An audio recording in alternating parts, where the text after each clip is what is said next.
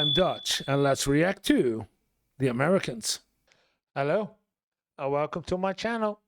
My name is Johan, and I'm a typical Dutchman.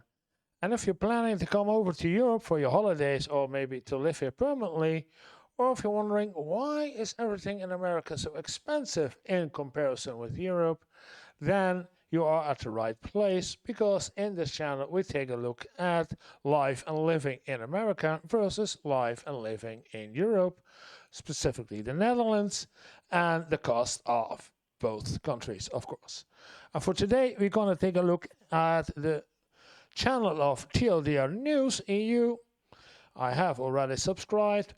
How the Netherlands accidentally moved to a 4-day week, 4-day work week. What? We still have a 36 hours with 1 week 40 and the other week 32 is still average of 36.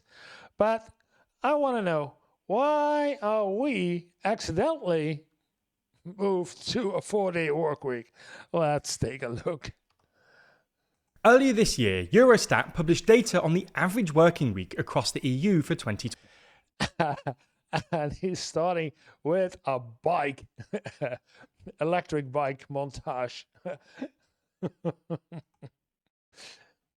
24. Like with most Eurostat releases, no one really noticed, but there was a pretty interesting number in there, 32.1. Lower as 35 hours a week. In the upper, there's Finland, Norway, Denmark, Germany, Austria, Netherlands, Belgium, not Luxembourg, no. Okay. Which is apparently how many hours the average Dutch person works, by far the lowest in the EU, and essentially equivalent to a 4-day week. So in this video, we're going to explain how the Netherlands accidentally moved to a 4-day week, and why it looks like it's working pretty well. Yeah, I'm wondering. Now I know everyone who lives in the Netherlands, if you try to get someone at the government or at some other higher position, you don't need to try at Friday afternoon, but most of the people take the Friday afternoon free and starting on their long weekend. Yeah, but the entire Friday?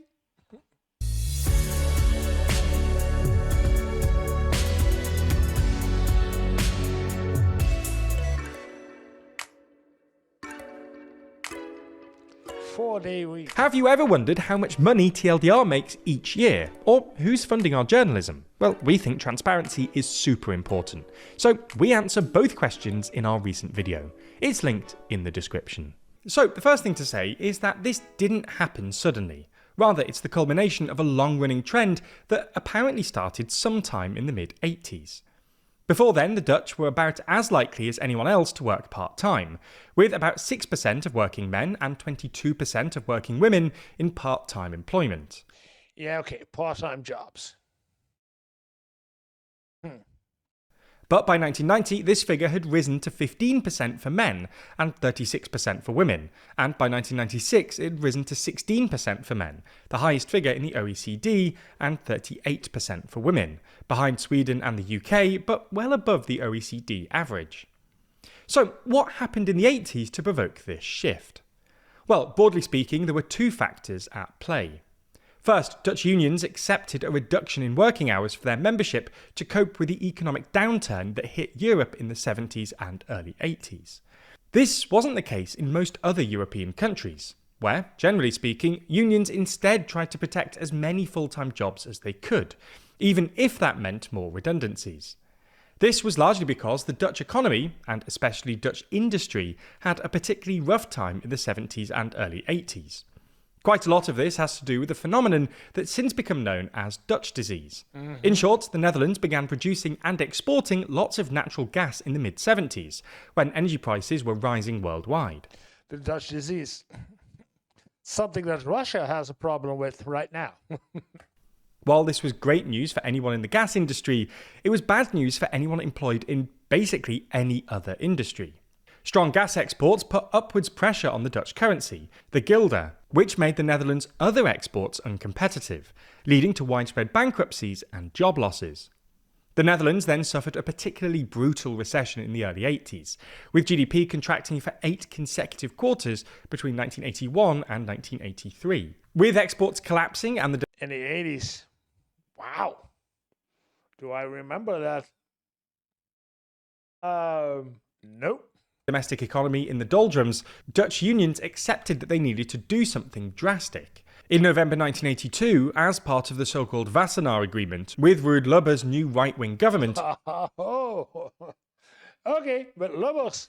the unions agreed to both lower wages and accept fewer working hours in order to keep Dutch industry afloat. This worked remarkably well, and in the subsequent economic boom, a lot of the new jobs created were part-time. The second factor was the entrance of women into the Dutch workforce.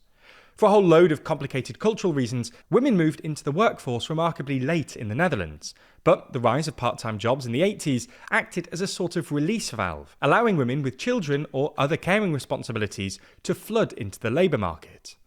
The transformation was pretty astonishing. In the 70s, the female labour participation rate in the Netherlands was less than 30%, the lowest in the OECD. Okay. But by the 90s, it had risen to over 50%, well above the OECD average. You get the idea. The Dutch shift to part-time work apparently began in the 80s, with both a supply-side element, in other words, a rise in part-time job creation after the unions accepted a reduction in working hours. I see the production of trains.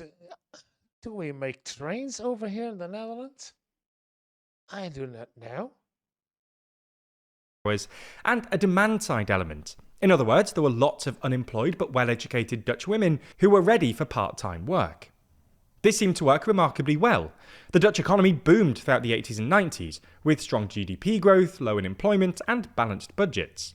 It was at about this time that economists started talking about the Dutch 1.5 earner model to describe households where one partner worked full-time and the other worked part-time. A consensus quickly developed amongst the Dutch political class that this 1.5 earner model was working pretty well, not least because of its dramatic effect on overall employment. And in the 90s, a series of new laws were passed to make it easier for part-time workers. In 1993, a new law extended the minimum wage, which was previously restricted to those working at least 13 hours a week, to all part-time workers. And in 1994, another law obliged employers to include part-time employees in pension schemes. In 1996, the Dutch Parliament passed the Working Hours Act, which included a provision obligating employers to consider the care duties of employees. If I see all this acts coming on and you think, how is this in America? Nope. Essentially making it easier for full-time employees to move to part-time work. And in 2000, they passed the Part-Time Employment Act as part of the Framework Work and Care Act, which gave employees the right to change their working hours. Finally, this was updated in 2016 by the Flexible Working Act, which gives employees the right to adjust not just their hours, but also when and where they work. When and where they work. Yeah, okay, the opportunity. It's possible to decide when and where to work, but for a lot of jobs, it's not possible to decide when or where you want to work, as in where at home or stuff. Not until we had the COVID. Then there was, of course, the possibility to work at home or work at the company. But when? This legislation turbocharged the pre-existing trend towards part-time employment, which is why the Netherlands has had the highest incidence of part-time employment in the developed world for years now. For context, according to World Bank data, in 2023, over 60% of Dutch employees worked part-time, compared to an average of 31% in the OECD and 36% in the EU. Yeah, it's for me too that the last 4 years I did only 32 hours a week because I had to take care of my mom. So I had one day a week that I did not work, but also did not get paid for. So it was, but yeah. Part-time work is still far more common with women, but Dutch men are also still more likely than any of their international Oh, we are number one. I was looking Netherlands and Switzerland. Next to us, Austria, Germany, and Japan, all three at the same, and it's female and male. Yeah. peers to work part-time. This is the main reason that, on average, the Dutch work such short weeks, with the latest Eurostat data finding that the average Dutch work week comes in at just 32 hours, the lowest in the EU by quite some distance, and well below the EU average of 36 hours. Yeah, I was also thinking that we had a 36 hours work week, and we do. Most of it's full. If you go for a full-time job, you go for a full-time job, meaning 36 hours a week. 1 week, 40, and another week, 32. On average, 36. But yeah, okay. Didn't know this. Of course, this number is brought down by all the part-time workers. It doesn't mean, for instance, that everyone is working 4 8-hour days. But as part-time work has become ever more popular in the Netherlands, 4-day weeks have indeed become very common. So, how's this working out for them? Well, to be honest, it looks like it's going pretty great. The Netherlands has a remarkably high employment rate. Oh, what happens there? Employment rate for the United States. Employment rate, yeah. So there's a lot of unemployment between 2020 and 20. Oh, that's in the COVID period. Oh, okay. Oh, we know America kicked everyone out at the COVID period. If you cannot work and you have to stay home, I won't pay you. You're fired. This is the dip there. Then we have France and the United Kingdom. To OECD data, 82% of working-age people in the Netherlands were in employment at the end of 2024, compared with 75% in the UK and 69% in France. Nor does this seem to have hurt the Dutch economy. The Netherlands is an incredibly rich country, measured by GDP per capita, largely because Dutch workers are quite literally some of the most productive in the world, which might... Thank you. That's a compliment. The most productive employees in the world. Have something to do with the fact that they're not as burnt out as the rest of us. And finally... Not as burnt out as the rest of us. Not as burnt out as most of the Americans do. Yeah. Families seem to appreciate it. Dutch kids are quite literally the happiest in the world, presumably at least in part because they get to spend more time with their parents.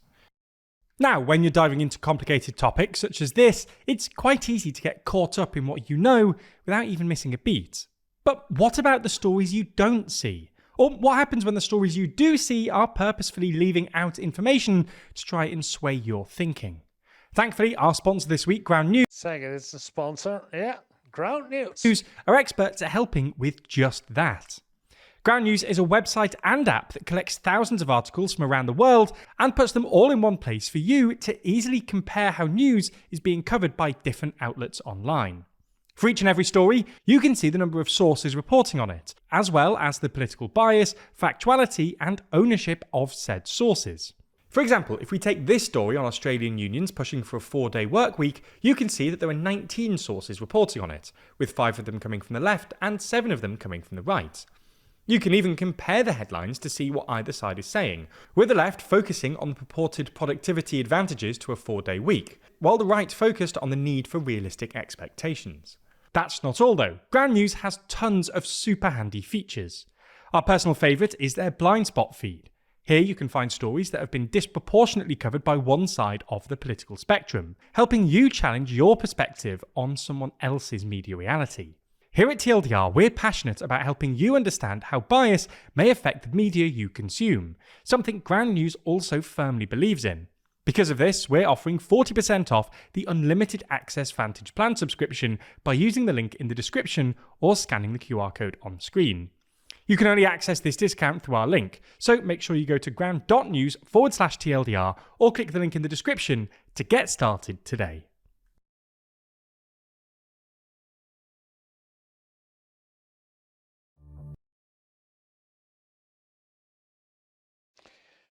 4-day work week explained and how we get it. It's because we had so many, on average, a lot of people do part-time jobs, and that's good. So instead of one woman doing a 40-week hour work week, we have two doing each 20.